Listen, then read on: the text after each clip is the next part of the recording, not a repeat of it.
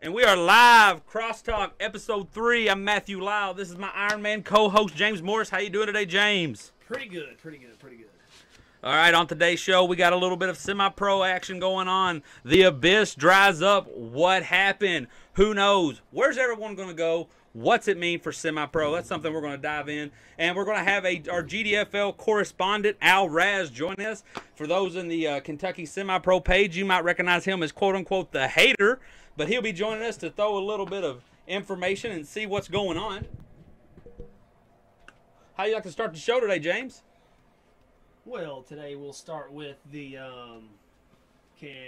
Louisville Piranhas. What happened? Well, news broke. I mean, I started seeing the post of, people were free agents and were going places, and I was wondering what happened.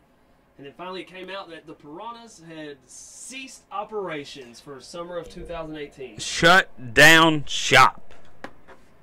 What do you think? What does this mean for the area for the 2018 summer season? What we thought we knew, what's it mean now? Well, to me, this means that it just opened up for any other teams as far as who's the best around here. It very well could be the Cavs if they get enough people, or the Hurricanes. But I'm leaning towards, I feel like the Hurricanes are going to benefit from this. The Cavs would essentially have to pick up everybody from the Piranhas to be relevant, and it's just not going to happen like that.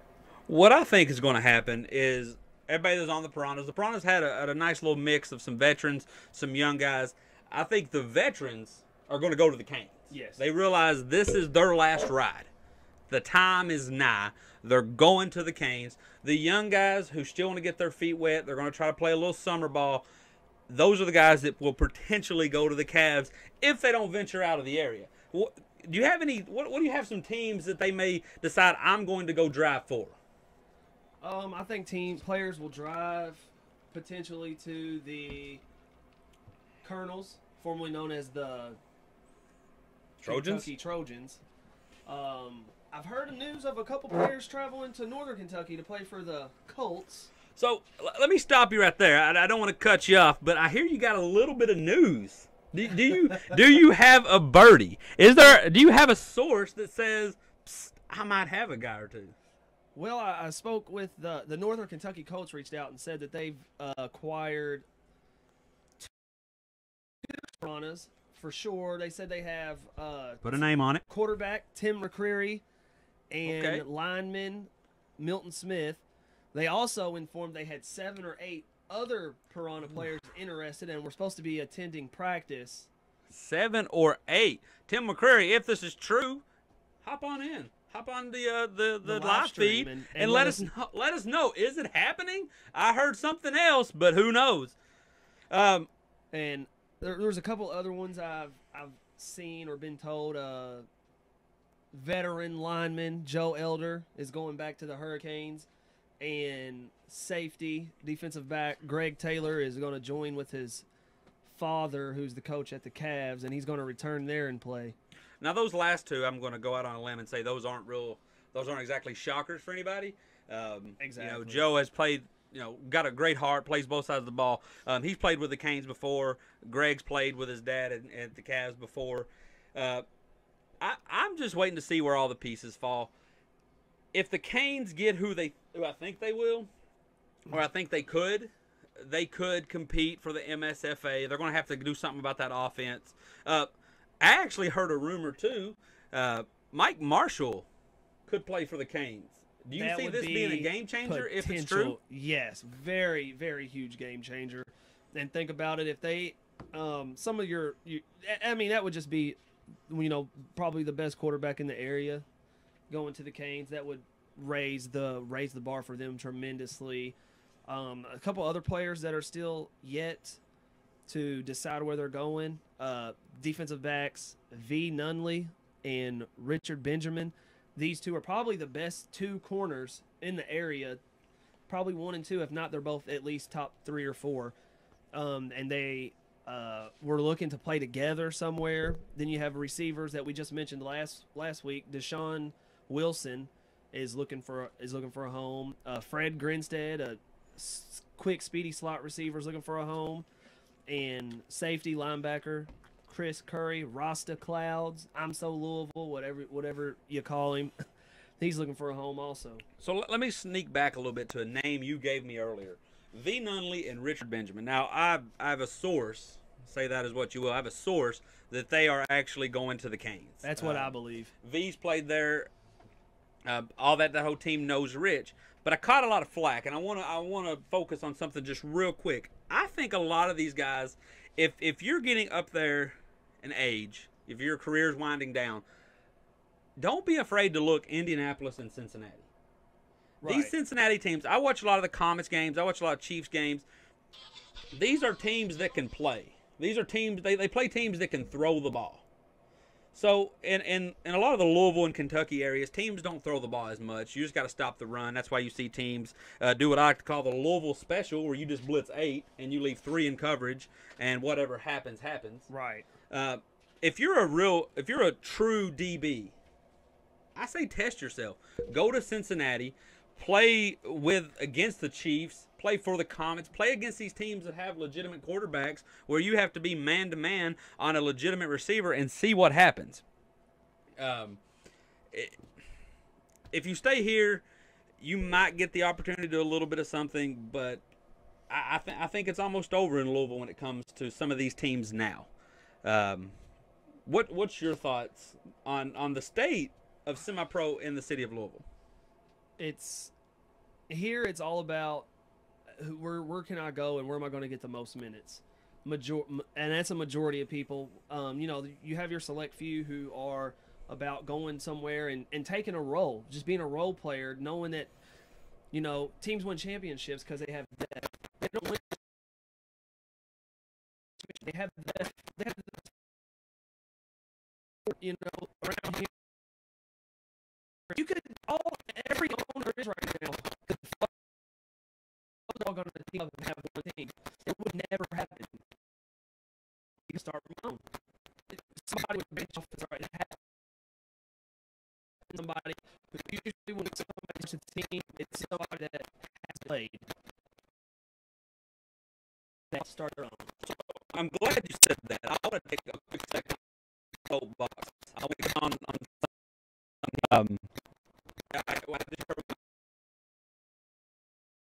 on that. Okay. If you lose connection, please take time to let us know, guys.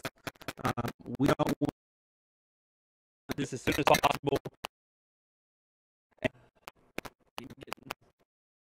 Word that they're breaking up.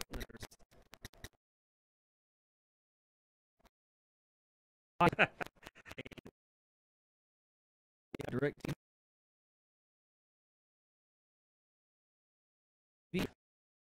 And hopefully we're smoothing out some of our issues.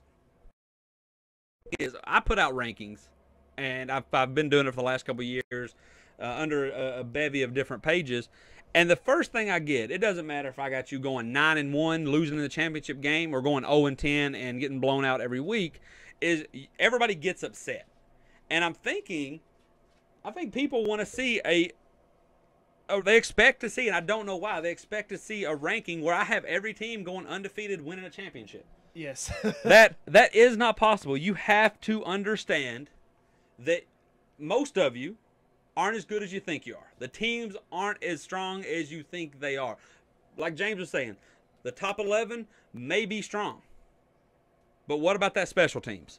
What about when travel? Our last year, I believe, of the Bucks, or it might have been the year before that, special teams, man, it was always teams would run their kicks back to the red zone or to the 30, to the 40, or, we started out the year we would put our 11 guys on the field for special teams that didn't really get to play, and it was biting us hard. And eventually, the coaches said, we can't do that. They're running kicks back. We're not blocking it all, so we got to put our best 11 on special teams as well. It really hit us when we went down to Nashville and played the Bulldogs, and we were trying to give them the best we had. Our top 11 was playing their top 11, and it was a fairly close game. And then, coming out of the halftime, we put that third 11 on kickoff, and Randall Smith made us pay on kickoff and on punt the exact next possession. I'm sorry. That is where people don't understand. You have to be a player that says, you know what? I'm not as fast. I'm not as good. I'm not as talented as I think I am, but I can still contribute. And an issue I seen a lot too was we would, go who's on kickoff, and then as soon as the game started, those players that were on kickoff, some of them who we needed to be out there would come over and say, somebody go in on kickoff. They just flat out didn't want to go. Well, as a coach, I don't want to go on kickoff. As a coach, one thing I heard quite often was somebody would come to me and say, James has me. Well, then another person would come to me and say, James has me. And then a third person would come to me and be like, James has me. James ain't covering all three of y'all on kickoff. Exactly. And now you look out there and there's 8. That happened a lot of times where I was the protector or the punter a lot, and there was times where we had 7, 8 people out there on punt team because nobody wanted to go. They didn't feel that play was important. They didn't think field position mattered in football. And that's one thing I just and they throw around a term. Understood. They throw around a term called buddy ball. That cracks me up. Am I saying that it never happens? Am I saying that I own a team and my good friend James here is going to start at a position?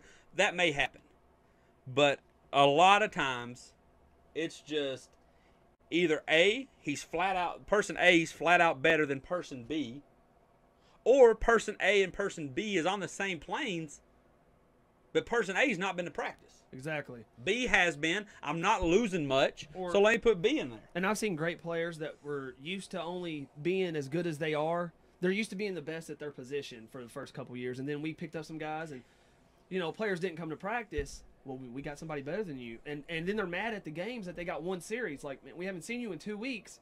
You're upset that you played. You shouldn't even have got 1 or 2 series. You shouldn't even have got that. And you're blaming. And you're acting like it's our fault that you didn't show up. But the 2 guys in front of you showed up. Right.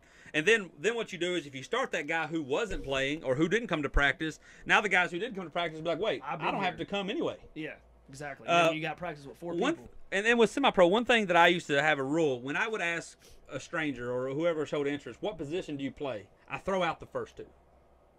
Because that third one is what you truly play. You're just tired of it.